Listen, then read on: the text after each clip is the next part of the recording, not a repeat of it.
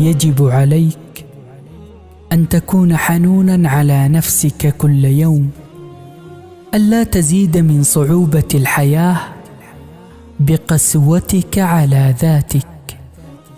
فالأخطاء ما هي إلا دروس منها نتعلم، ومهما بلغت خسائرك صدقني أنك ستعوض بالأجمل.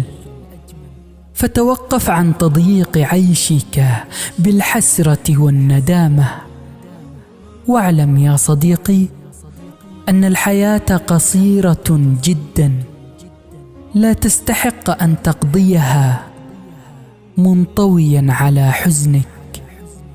ولا تنسى أن لنفسك عليك حق.